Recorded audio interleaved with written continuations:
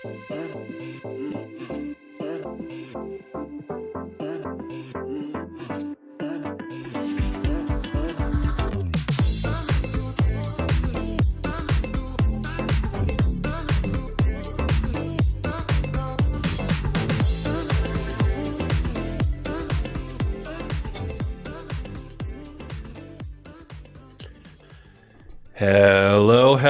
Welcome to Finsweet Live. We're build day Friday, 9 Eastern, and we're joined by Alex Iglesias, CTO of Finsweet.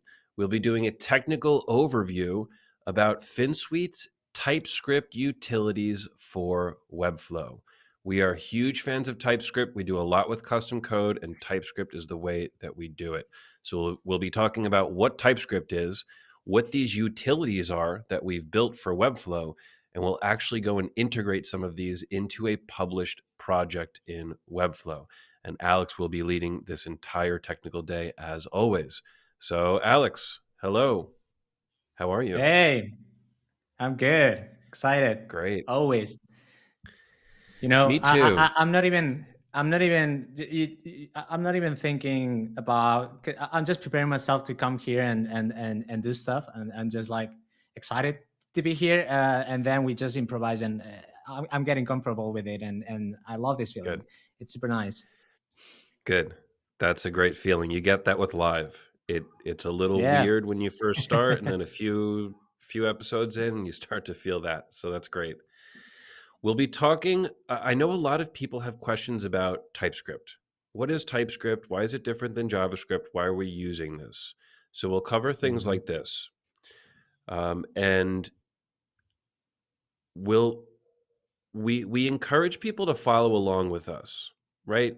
This is a good thing to click around, Yeah. follow along. These are publicly available. We don't have docs for the TypeScript utilities, but it's what we use internally. And it's available. We'll be sharing these links. So if you want to follow along with us, this is a great learning experience. Let's say hello to the audience before we get started with the content. Hello from Spencer, John Matthias. Hey there from Texas. Great. We have Rhino. Yeah, I'm excited for this one. And in South Africa, great. Penny, good morning. Belmont, how you doing?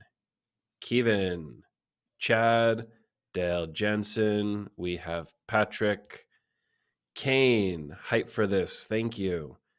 Demetrius, welcome back. Always nice to see you here.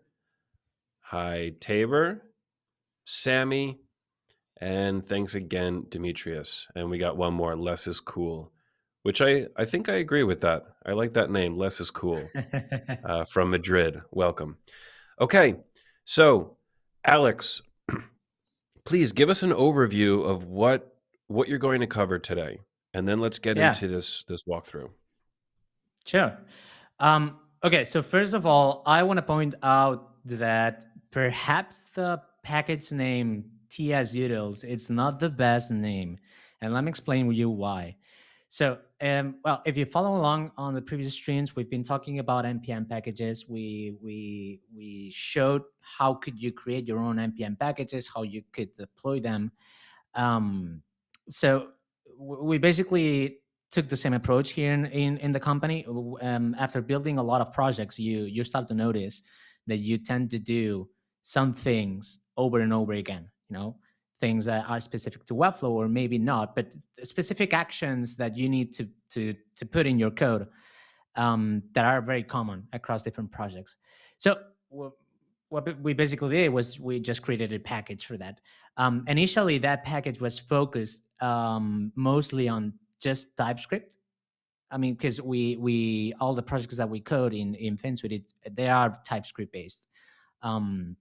So it makes sense to just make a TypeScript only package. But it was not long ago. I also pushed the full updates to that package that now it exports both JavaScript code and TypeScript code. So even people who's not coding with TypeScript can still use not everything from the code from this package, but most of it. So just wanted to point that out.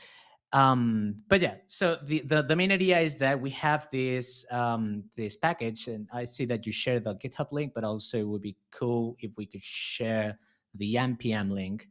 um, and what we essentially do is every time that we're building something and we realize that we just coded a small snippet or something that we are doing often across different projects, we just think like, oh, this is something that I could put in the TS Utils package, because then anybody who's coding any other project and they need to achieve that specific functionality, they can just pull it from the package instead of having to write it again from scratch.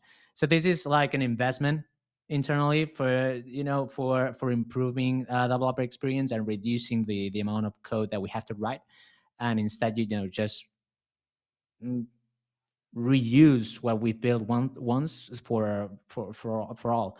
um, so that's the main idea. And as well, you said, we don't have any documentation for this package because it's internal.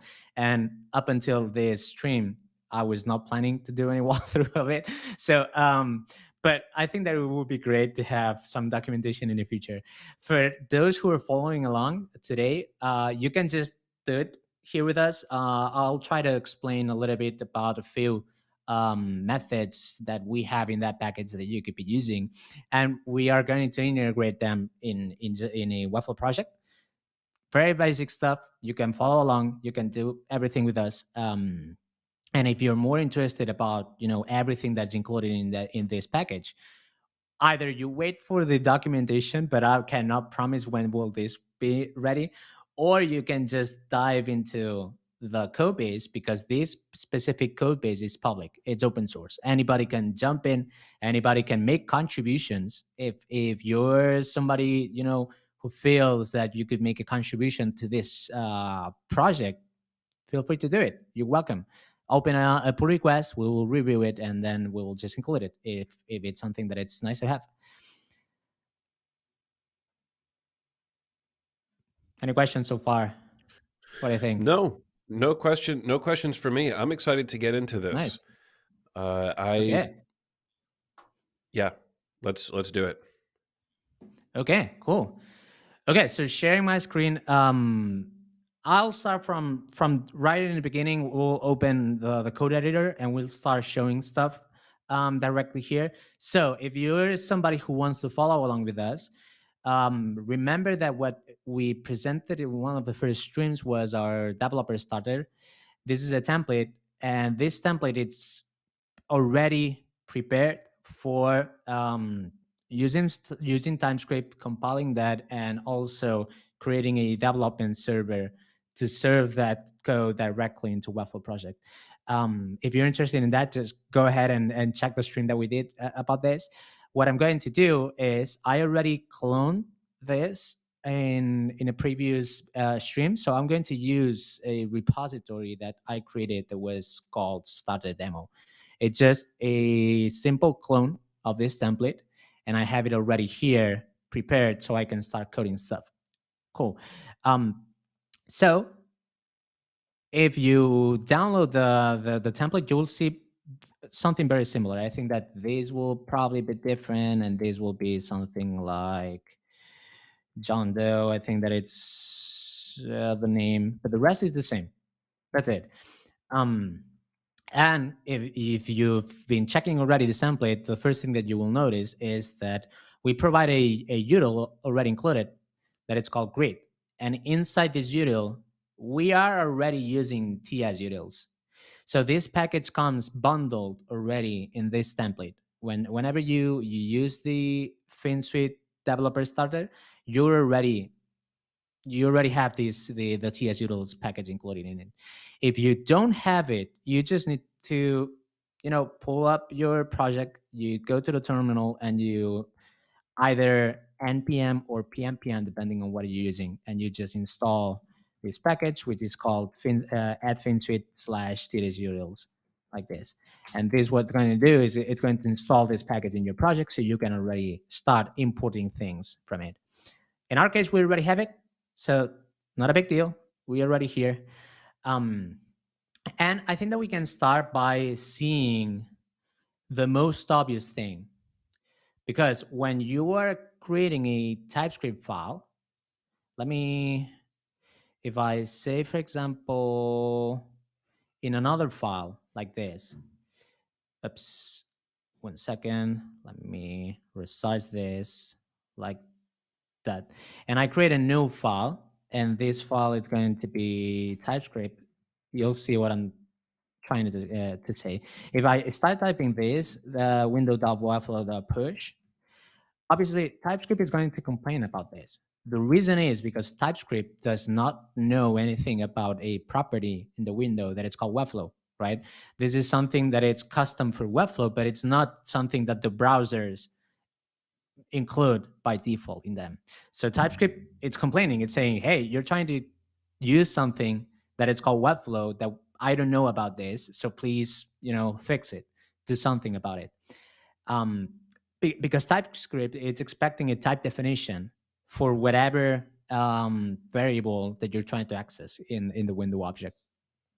So the very first thing that I included in the tsutils file was obviously some type definitions for the Webflow object, because I want that every developer who's working with us, when they start working with the Webflow object for any reason, if they need to push a callback, if they need to access any other property of the object, I want them to be able to use it out of the box without doing anything.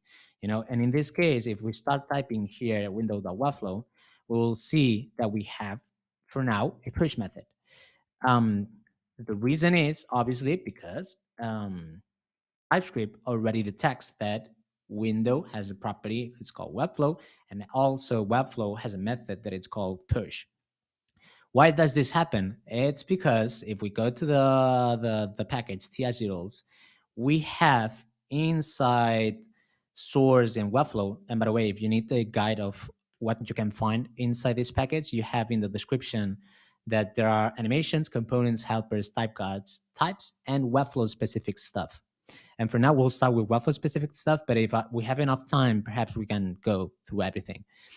So if we go to the Webflow folder, there is a Webflow file that contains type definitions for almost everything that you would be using in Webflow. Not everything, probably, because there are some internals that I don't really care about.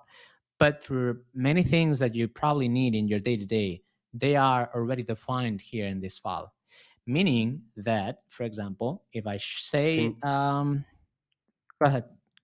can you I zoom mean, in next time you go to yeah, this? Yeah. Even one more for me. uh, Can you? that's, Yeah. yeah, Okay, there we go. Yep, keep going. Thanks. nice. Okay, cool.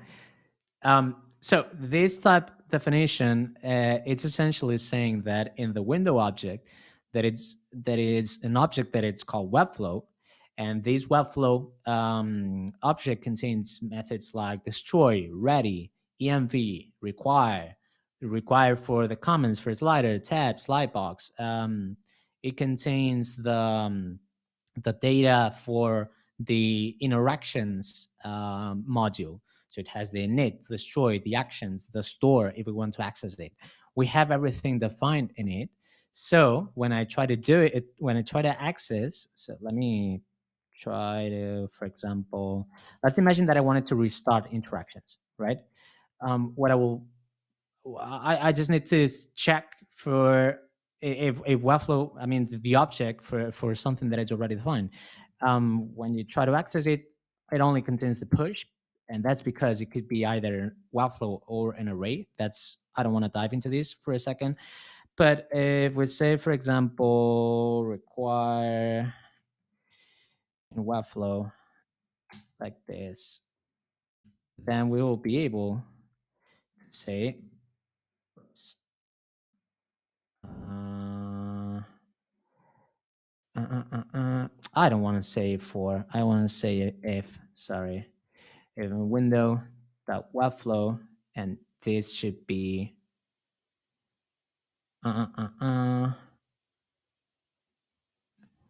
Okay, so if there is no, you're already saying that this is protecting me. This is saying okay, but careful because there might be This might not be existing inside this. But now that I've made sure that window the Webflow exists, now I'm getting all the auto completion for anything that I could need from the Webflow object. I can have require, and then when I require, I can also have the auto completion for all the modules that I care about.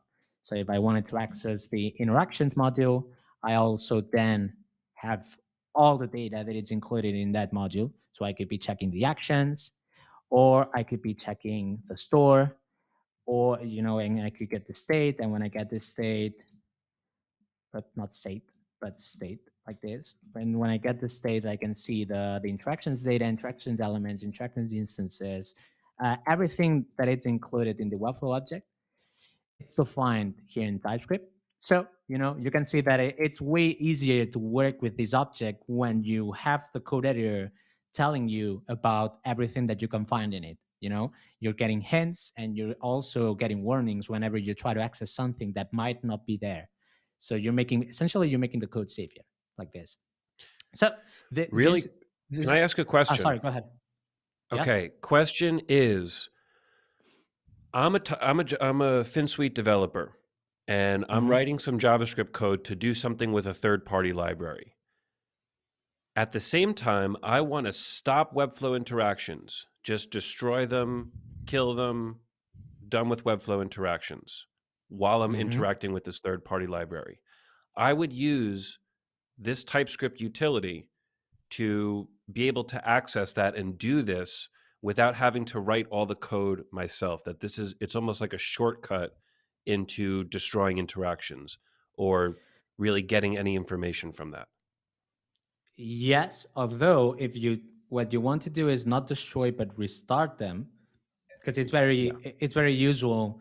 You create a new element, you put that in on the page, and then what you want to do is Webflow to recognize that new element that appear on the page. So what you need to do is restart interactions, so Webflow parses again the entire page and gets that element. In that case, I mean, you could do it like this, because essentially you're getting hints about everything that you can do. So you could say Webflow.destroy and Webflow.init and Webflow require interactions and restart. But the thing is that this specific action of restarting interactions, it's something that we do a lot in when we build when we're doing when we're creating any functionality. So instead of having to write that manually, we do have a restart Webflow. Not from here, sorry. Let me import this from Finsweet TLZs.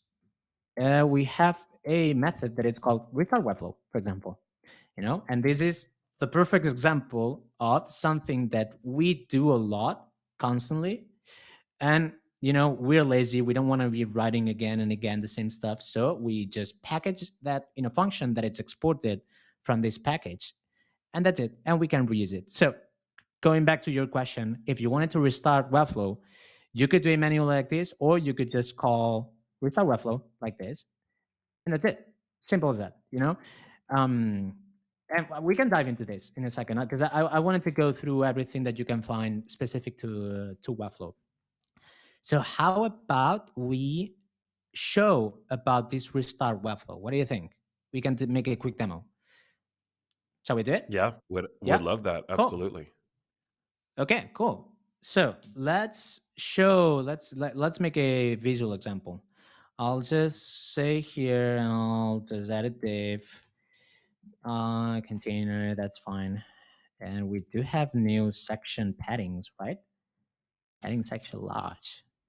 I need to learn Nice. to teach myself about V2. You Honestly, have to watch the stream um, from this Tuesday. yeah, I did a video on it.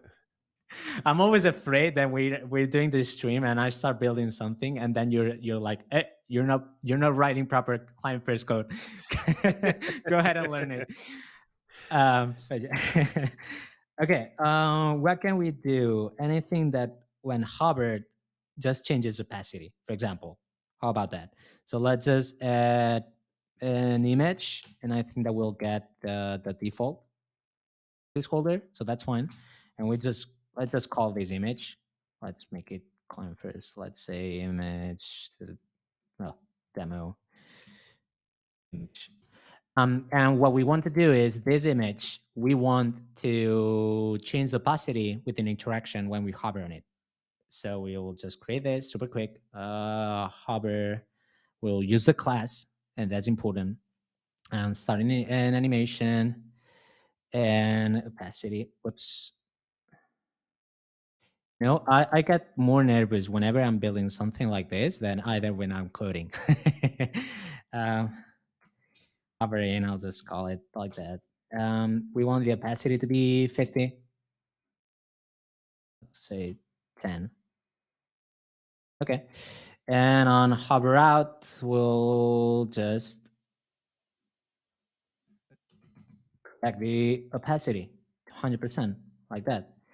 So ideally, this image does this. Whenever I hover on it, it just it triggers this interaction. So the problem is that if we publish this, and now let's imagine that with some code that I'll write super quick. Oh, right, this placeholder. Let me pull something. I pull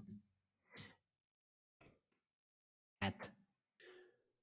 Sometimes I wish those placeholder images actually rendered on the page. Yeah, I always Sometimes forgot they're about. useful, right? Ah, Yeah, say nice. we have an image here. Too big. Let's pick this. Fine, cool. Now we have the image. Let's try it again. So the thing is that the first time that the page loads, we have the image, and Webflow recognizes this image, so we can hover on it and we have the interaction.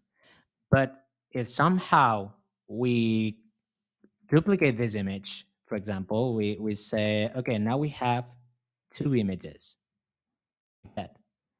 See what happens. The first image has the interaction, but the second image does not have the interaction.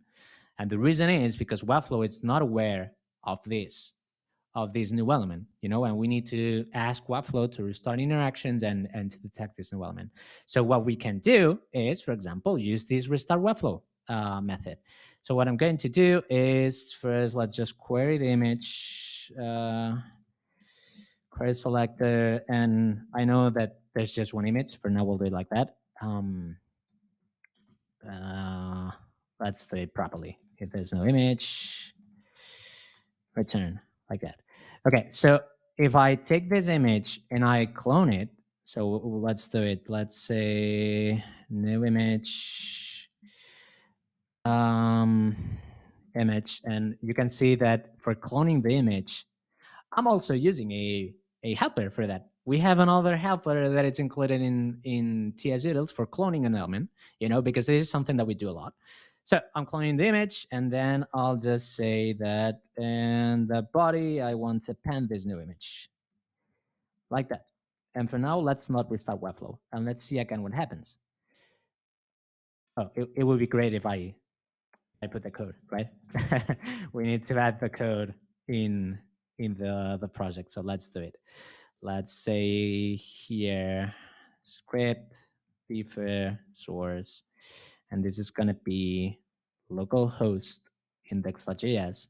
If you don't know what's happening here, it's essentially the template. The developer started template contains already a command, a script called pmpmdev that spins up this development server containing all the compiled files for whatever you're working on the project. So in this case, I want to serve this file, which is the one that we're using for appending this image code. So I'll just take this like that. I'll put it here. Whoops, put it here. Done. And now if we did it correctly, when the page loads, it should take this image, clone it, and append it to the body. So we should see, let's try it. Is it published? Let's try it again. And it's not finding it. And the reason is obviously because I just wrote this incorrectly. So let's do it again. Oh, it's appending it in the wrong place because it should be appending it in the container and not in the body. But you see what happened. this image now appeared here because we duplicated the image and we appended it to the body. And as we said, this image does not have the interaction. So what I need to do is just call restart Webflow, and this method is going already to do everything for me.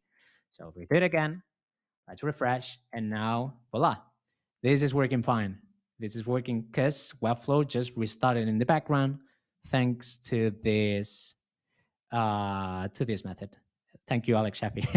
You also saw the bug. Um, so this is the first thing that I think that this is the first method that I included in this package. It was the Webflow type definitions and the restart Webflow helper. Um, Probably, perhaps, well, I hope that people can start seeing, the benefits of taking something that you're using constantly and just extracting it in a separate package so you can reuse it on every project that you have. Um, Cool. Any questions, or should we just continue checking out stuff in the package? This is very useful. I'd like to also show people how to convert this to JavaScript and paste that JavaScript in line to the page. Mm-hmm. Yep. Okay. So So, let's say people want to follow this, they want to do this, but they're not at the point where they're serving up localhost. mm-hmm. How can I just quickly get this code and put it into Webflow? Mm-hmm. Okay. So if we review the package.json, which is the file that defines all the settings for the project that we're working on, there are a bunch of scripts that are included already in the project. If you want to be to know more in detail about all the scripts, please read the documentation in the Finsweet developer starter.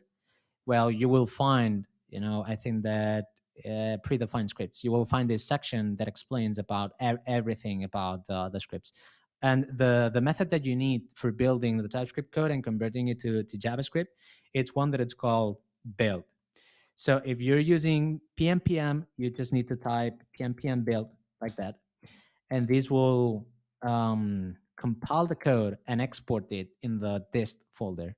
So we have this dist slash index.js that contains the compile code, and you can see that the original code is this one that just says when Webflow is ready, query the image, clone the image and append it, and restart Webflow. But when we compile this code, the code that we're getting, it's a little bit longer. And the reason is because this restart Webflow method, it's being taken from the package and it's being included in the bundled output of our project. So instead of taking the entire TS utils, the project uses ESM modules, which allows for tree shaking, for just including whatever you're using. And in this case, we're just using restart Webflow. Restart Webflow now, it's included in this bundle. You can see that something is happening here with the destroy, restarting interactions, things like that. So I could now just copy this code if I wanted, and I could come to the project and I could put it in here. Not the case right now because it's just for whenever you want to deploy the production code. I recommend that it's preferable that instead of doing it like that, taking the code and copying it manually in line, that you go ahead and check out the stream that we did about deploying JavaScript code. We have two different streams because in those streams we talk about ways of hosting this output to somewhere so you can import it directly from just the URL instead of having to inline that code. But yeah, did I solve the question? I think so. Yeah, that's so Alex. If something is just not the way it's supposed to be done, Alex will turn it down. Like, even if you ask me to put this code in line with the page, I'm not doing it. Which is fine, I mean, right? So that means you really shouldn't be doing it like that. If you want to do this correctly, you have to properly host these files. not all the time. I mean, Okay? imagine that it's a very, very simple snippet that it's short, and also you know that it will never change.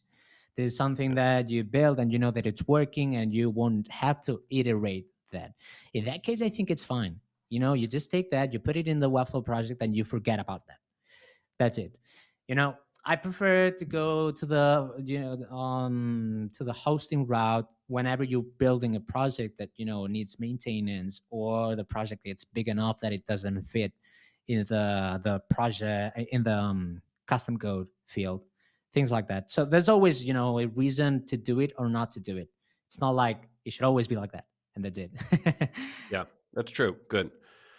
Let's bring up this question from Spencer. A little bit more clarification needed. What makes this TypeScript instead of JavaScript? How are they different? Just because the JavaScript is hosted somewhere else? No. So TypeScript is it's JavaScript with some extra bits on top of it.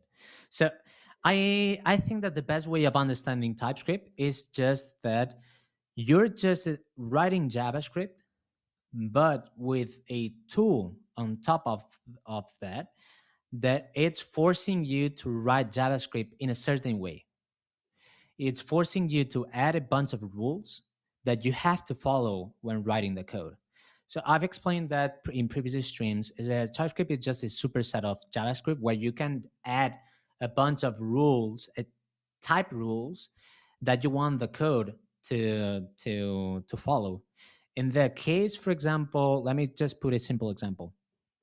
Imagine that I think that I did the same example the last stream. We have here a function that is called greet user, and this greet user it's taking a name variable, and I could come here and I could say greet user like this, and I could put a name, whatever. But if for any reason instead of putting a name, a string, I want to pass a number like this, now I'm getting an error. And the reason is because when I created this function, I created in having in mind that I was just expecting a string, something like name, description, whatever. If I did the same in a JavaScript file, so I come here, let me change the language to JavaScript, and I'll copy this and I'll put it here. And this is not valid, so I'll just remove it. So now that I have here the same function, but this file is JavaScript, it's not TypeScript. What's going to happen is that I can call this greet user and I can pass anything that I want. I can pass a string, I can pass a number, it doesn't care about that. I can pass an object.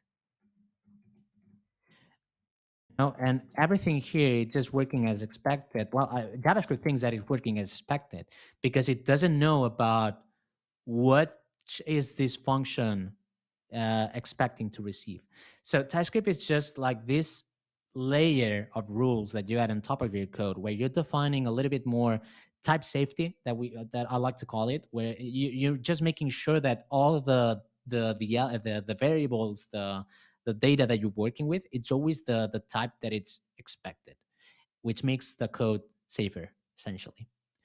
But this TypeScript code, whenever we compile it, it's just going to compile down to JavaScript. It's JavaScript. It's still the same code.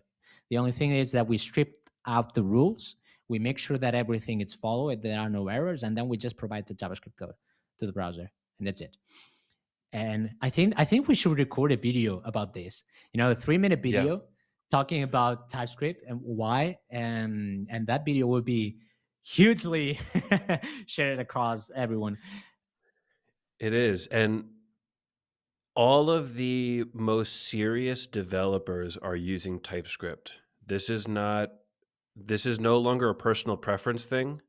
This is now becoming industry standard, from my understanding, that Yeah, yeah, it is. companies are moving to TypeScript. This is a thing that's happening. And we can see Armand here, TypeScript lover over Yeah. here. And Armand is very talented. And actually, we're trying to recruit him live on the show here. And he Nice. says, "I'd love to work with you. I started a new job. I'm not freelance anymore, but I have my evenings and weekends." Really smart person right here. So maybe we can convince him to help build out this TypeScript library. So I'm making it live here so we can hold him accountable for that, and we can annoy him on Twitter to make sure we follow up with that. So thanks, Armand. Hoping that is a true thing. Okay, so TypeScript, we're clear. We'll film a future video on that. But now let's get into more examples. I thought that the Hmm. example with the cloning of the image and then the restarting of interactions was really useful. If you are building complex things in Webflow, you will run into this. This is a thing that we use on pretty much every client project. So let's go through another one. What else can we do here Yeah. that's very useful for people? Let's do a few bits that are very simple, so we can just go through them very, very quick. So in the Webflow folder, you will see a few more things.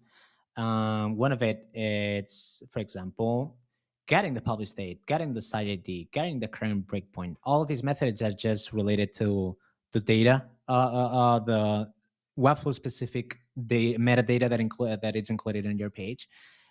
So let's try. Let's say, for example, for any reason, I want to know the site ID. We can say get site ID like that. I also want to know. I want to know the publish date. So publish date, and also I want to know the current breakpoint. And we'll say get current breakpoint. I think. So the get site ID method, and you can always hover the methods, and there's a description for all of them. So the site ID, you will see a description that it's saying it returns the Webflow site ID of the website. If you hover on get publish date, it extracts the publish date of the Webflow site, and the current breakpoint checks the current breakpoint based on the window media. So you have every single method, every single object, whatever it's exported from the package, has a description that you can find whenever hovering on it. So that's it. Let's console log all of this, site ID, publish date, and current breakpoint. And let's refresh the page, and we'll see in the console. So we're seeing that the site ID, it's this one. Not very useful for most of the people, but it's something that you can do. Publish date, it provides a date with the latest time that it was published. And the current breakpoint, these breakpoints are mirroring the breakpoints that you have on this project, because this is the how Webflow understands them.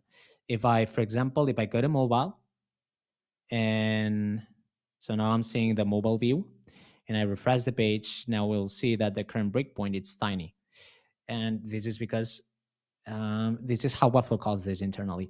Probably you don't need this either. This is something that we use when building stuff like attributes, solutions like this, because we need to access some of this data. But it's still there. It's a helper that it's still there.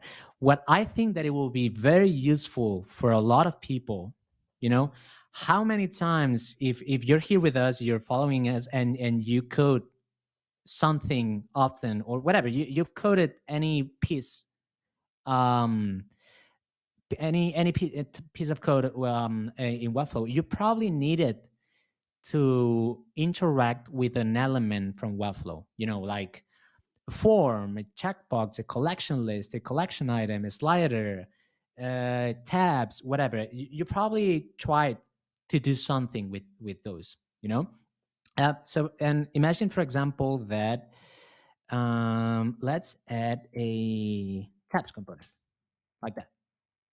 I did correctly. Yeah. So let's do a very simple thing. Let's say that when the page loads, I want to, instead of having the tab number 1, I want to have the tab number 3 open in there for whatever reason, because the user set a setting before, and I want to display that specific data to that user based on a cookie, whatever. I don't know, whatever use case you could think of. Um, Probably one thing that you tried to do is access these elements, because Webflow, let me zoom in. Webflow adds a CSS class to them, right?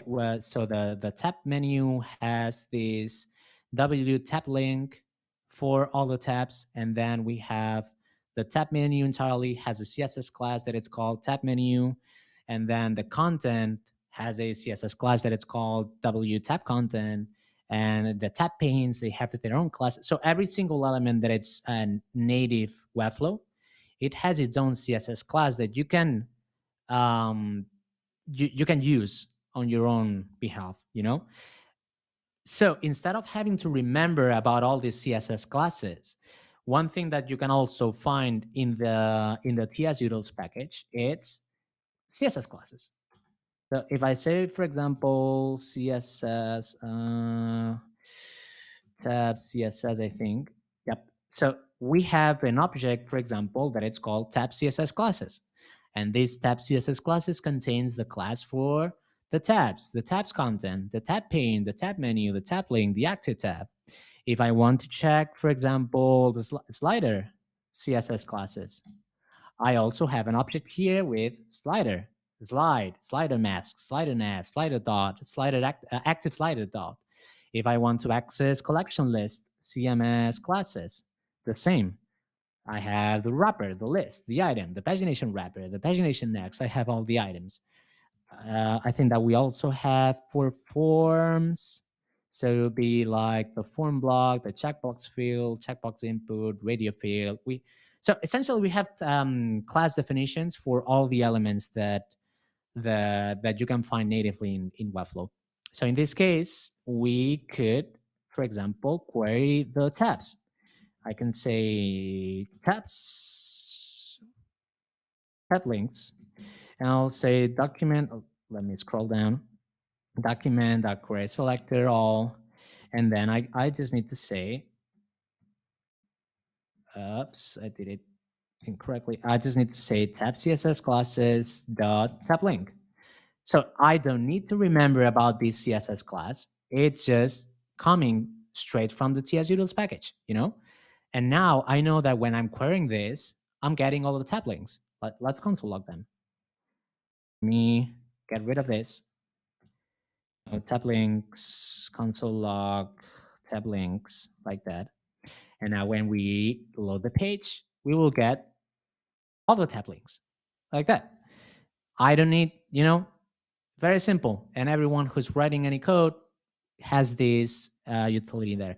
But not only that, because this is specific to, querying the element. But now imagine that I also, because we're working with TypeScript. So I also need to provide a type definition for these tab links, right?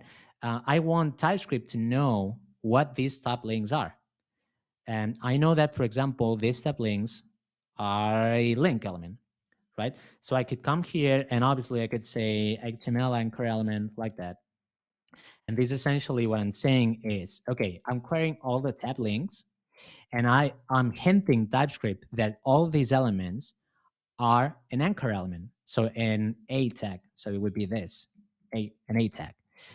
But why do I have to remember what type of element it's this, right? What if, we could have this already defined somewhere? So instead of having to remember, okay, the tab link, what was it? Was it a button? Was it an anchor link? Was it a div? What's that? I also have type definitions for all the native elements. So I could come here and I could say tab link element, that it's also included in the TS utils. And this tab link element knows, it already stores the type definition for it, and it knows that it's it's an HTML div element, which is wrong. I just noted that this is a bug. Um, it should be an anchored tag, so we'll fix that. But essentially, you can see that we have type definitions for all the elements.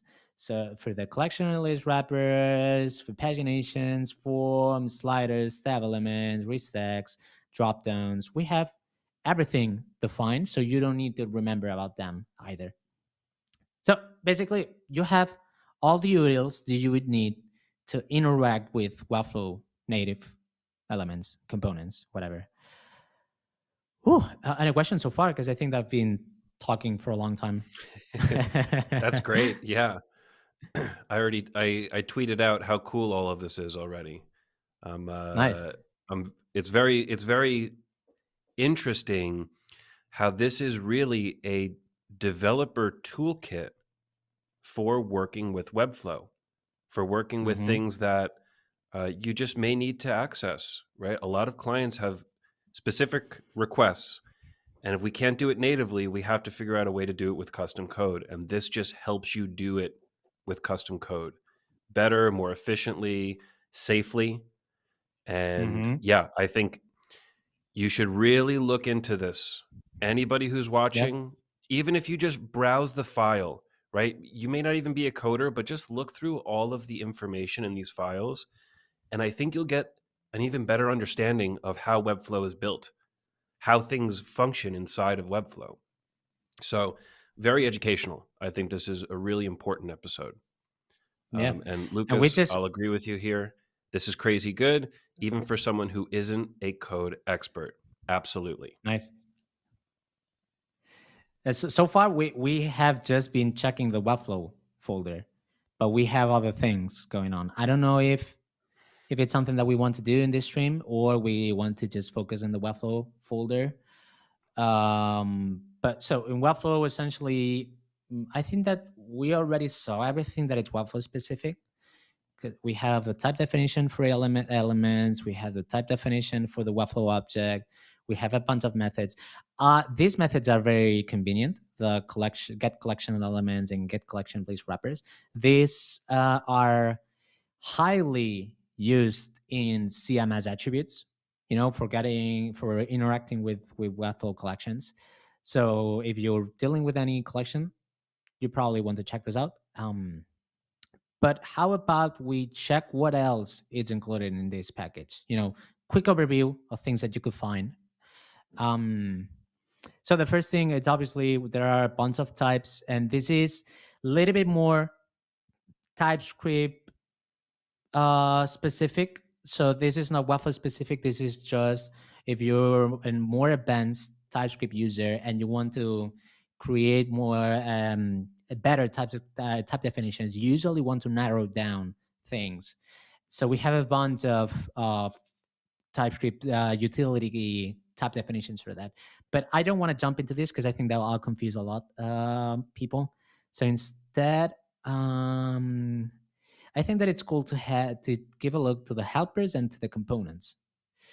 Helpers, it's just it already says the name. It's basically a bunch of little helpers that you would need usually when working with a Waffle project. We can see a few examples like clear a form field, and this will clear a Waffle form field because usually when removing data, Waffle forms they don't behave the same because they have some JavaScript in it. So we have a method that deals with that. The clone node that we already saw. Extract comma separated values. This is something that we use a lot also in attributes. Extract number suffix we use a lot in attributes also when you are having multiple instances an attribute definition. Finding text nodes, getting parents, get distance from top, getting a form field value, if it's scrollable, if it's visible, getting an element, remove spaces. We have a bunch of methods that we just use constantly in the project. And I can show you one of them. So for example, because I did not finish the tab links example. So what I said is that when the page loads, I want the third tab link to be open, right? So I could come here and I could say tab links, and I'll get the third one. For those who don't know JavaScript is a uses zero-based arrays, a zero-based index, sorry. So this number actually means the third one. And I want to simulate a click, like if the user was actually clicking on the tab. So we will open that tab, right? So we have a helper for that. We have a helper that is called simulate event. And I want to simulate an event for this element, and I want this to be a click event, like that. And this what we'll do is instead of clicking the element, because sometimes you don't want to be clicking the element because you could lose focus. You imagine that you're typing on an input and then the JavaScript code clicks somewhere else. You then lose the focus of your cursor. So instead, I want to simulate a click. So Webflow thinks that the user clicked on that element. So we have a method for that it's called simulate event. And we want to simulate an event that we click on the third tab. So let's refresh the page and we can see now that it's just switching to the third tab because Webflow thought that the user was clicking this. It was not, but Webflow thought that. So yeah, we have the helpers, and the last thing that I want to show you, and then we can perhaps answer any questions that people has. It's the components. Here we have a bunch of components that probably are helpful for you, probably not. I want to show one component that I think it's cool, which is the interaction component.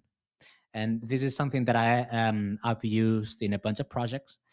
And this interaction component is just a way of controlling a Webflow interaction. You know, because we do it a lot when we want to trigger interactions programmatically. The usual approach is we tell people, okay, take a div, put the interaction on that div, and then just hide the div. And we will click that div for you whenever we want to launch, we want to trigger that interaction. So for that, we have a controller that does it. And and this interaction, I could just create this, and this is a class, so it requires an instantiation. And this takes a bunch of parameters. It takes the element, and it takes the duration. So I could pass, for example, the element. I could say that it's the tab links number 2, and I could say that the duration is 500 milliseconds. I don't know, something random that I just came up with. Now I'm just saying that we have an interaction on the page. We actually don't, so this will not work. But imagine that it does. We have an interaction on the page that it's triggered when we click this element, and the duration of the interaction is 500 milliseconds. So now what I can do with this interaction component is say, okay, interaction dot, I want to trigger, and I can trigger either the first click or the second click. If I trigger the first click, it will only fire if this interaction has not been clicked yet. If I want to trigger the second click, and this is mimicking the interactions in first click, second click. It's just mimicking this setup in Webflow. If I try to click the second time, but the user has not clicked it once, this will not work, because this is just adding this wrapper of safety around this interaction. Or I could also say, imagine that I trigger the interaction and I want to wait until the interaction finishes. I have some animation, I have something, and I want to wait before I do anything else. So for example, I could say interaction dot is running, and this will return if it's running or not.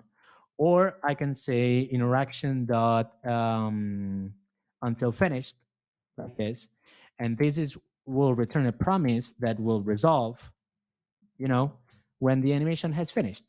So now I can say console log interaction finished, like that. So it's essentially just a component that we have for controlling interactions. And same as this, we have other examples that I don't have time to go through them right now, but go ahead and check them out.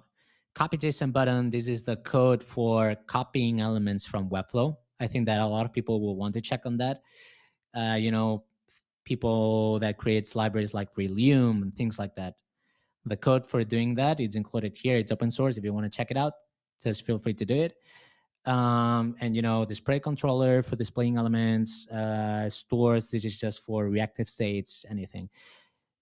So yeah, few examples, things that are cool to use. And I think I'm throwing a lot of information to the people. Perhaps I should stop. A lot of Yeah. great information. So we have a couple of comments of people who seem to like the content, but they're just not there yet. So some of us Uh-huh. need more time on this topic. Javi, just finished the JavaScript course and it's amazing, but I still need to understand what Alex is explaining. I need some practice and I'll see if I can do the Finsweet phone prefix challenge. Great. So, Alex, to the people who are listening and think that this is super cool, but they're not there yet to implement this, what can you do? We have the JavaScript course. We'll share that link. What else can we do? Pick a challenge. Try to build something. Get your brother-in-law their shitty website that they have about their candles that they're selling, whatever. Just pick any random project and try to create something for it. You know, if you have somebody who's working on a website and they don't know JavaScript, you can go ahead and tell them, hey, is there something that you would like to do on that website? And if they say, yeah, we want that when we submit a form, we want this and that to happen, now this is a cool challenge that you could take, and just start building, creating challenges for yourself. And up until the point that you feel confident to sell your time when you to build these type of things, I always recommend that you start to do something that it's not specific for a tutorial, but it's specific for you, something that you would like to build, but you don't know JavaScript, so you can't, and you need to hire somebody to do it for you, things like that. Okay, take the course and then try it yourself, and the moment that you start thinking about how to solve that challenge, you will start learning a lot because you will have to document yourself, try to learn how to do X and Y in JavaScript. And then, next thing you're already coding JavaScript and you're doing things that you didn't think you could do. Go ahead and just do that. And go back and watch the episodes that we've done each Friday. We've been doing this for probably 2 months now, right? Yeah. So there's probably 7, 8 episodes of really good technical content, and we talk about using our development starter, which we have a nice testimonial for. Developer Starter Kit is awesome. Nice. It is. Go watch the episode on that. Figure out how to set it up, how to make it work. Look at the episode for deploying JavaScript code in Webflow. You may have to watch this 2 or 3 times to actually get it to work. You may have to send a message in our Slack Pro group and say, "Hey, I'm missing this step. Can you help me?" And we can help you. Just do something. Try it. Right? You could think about doing it as much as you want, but until you actually sit down and try to do it, you may not get far at all. So Hmm. try it, and you have that opportunity to get to the next level in this. And I've shared the JavaScript course in the tutorial. This is a good first step if you don't really understand JavaScript. Jumping into the TypeScript utilities probably is not your first move, right? You first want to No, learn the it's not. basics of JavaScript, Yeah. and then you can jump into this. So there's a lot of learning. This is not an overnight thing, right? There are a lot of Webflow tutorials that you can watch, and the next day or immediately, you can start implementing that, right? Building in Webflow. It's relatively easy when you look and you compare it to this. So it's not overnight. Don't think that you're going to watch this stream and tomorrow be a JavaScript developer. This may take 1 year, 6 months, 3 years. But the idea is if you keep going and keep pushing and keep understanding this, there will be a point where you say, wow, I can't believe I didn't understand that TypeScript utilities episode. I use this every day in my projects.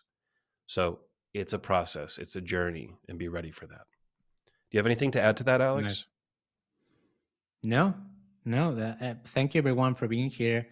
I think that everyone who sticks with us the entire stream, it's because they are motivated, and this is a really nice thing to see. Even if they don't understand everything that we're saying, there's an interest in there, and that's good. Just keep it up. Just keep researching information, and next time you'll be coding cool things yourself. So thank you for being here. And we have a question on the JavaScript course. Is it really good? The link that we shared. And we have a Yeah, couple of good testimonials for this. Of course, Alex is the one that recommends it. Was his first yeah, I full do. course on JavaScript. Spencer recommends it, and Armand recommends it. So this is a course that we do recommend to take, even if you don't want to become a JavaScript developer, right? Even if you just want to start to think of it in a different way, or maybe be able to talk to a JavaScript developer, take the course, right? It's just going to help you in everything you do on the web. It's like the core Mm. building block of other things, more simple things that you do online.